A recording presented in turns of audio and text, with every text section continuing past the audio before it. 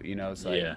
to pay to, a lot of those leagues were whatever, 350, 500 and up. That's a lot Oh, of bread, especially it's back then. It's insane. not, the gear is expensive. I think it's an awesome sport. I have friends whose kids play it, and I think, if you have a parent that can provide that for you, that's a pretty awesome thing because it is a pricier one. So Oh yeah, like my dad. So my older brother, who we were talking about before we started recording, my older brother used to play goalie, and he played up until I want to say sixth, seventh grade or something like that. And my dad was the coach, and growing up, like they kind of put me into hockey. Like I had a pair of skates when I was really young, but for the most part, my dad was like, it is so expensive compared to other yeah, sports.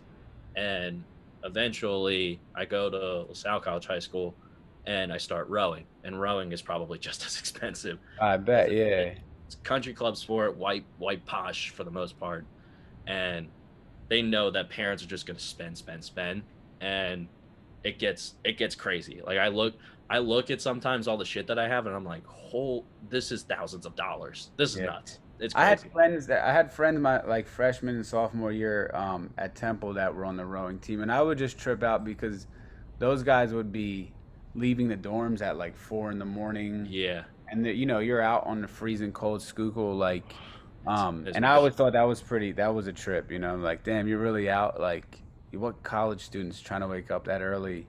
I didn't and I didn't even know anything about this, man. Like, how do you even get into this? Like, but yeah, just being out on the water alone, takes a certain level of courageousness that like, you got to be warmed up to it to some degree, and that's definitely It's not everybody's parents like, yo, go paddle on this boat. You know what I'm saying?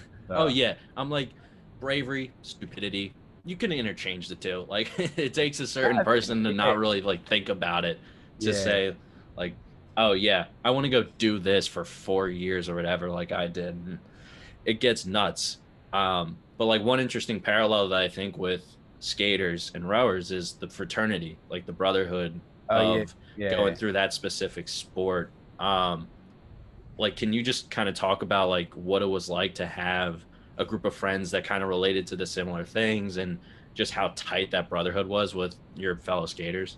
Yeah, like I said, going back, like as a kid, there wasn't too many kids that skated, so I think just having that common bond of like you kind of feel like an outsider, Mm, to a certain degree. So it's like, there's that, and then there is like the same. You do find similar supports in other sports where it's just a level of like wanting to help people get better at it and stuff.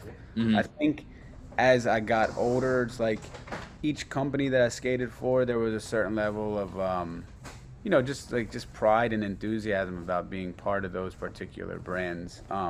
The first company I skated for was called Aesthetics, and that was a very tight knit thing, um, because of the people that put it together and the members involved with it. And then moving into like ice cream, for a company like that was such a special thing. It's just, I think you take a certain level of pride in, I just think and take a certain level of pride in just the opportunity, so to have an opportunity to be part of things that are culturally special, what I'm saying? It's like that to me, that was what was always stood out, and that's what always made me want to do good, so that the guys I skated with, were psyched to have me be a part of it. You know what I'm saying? So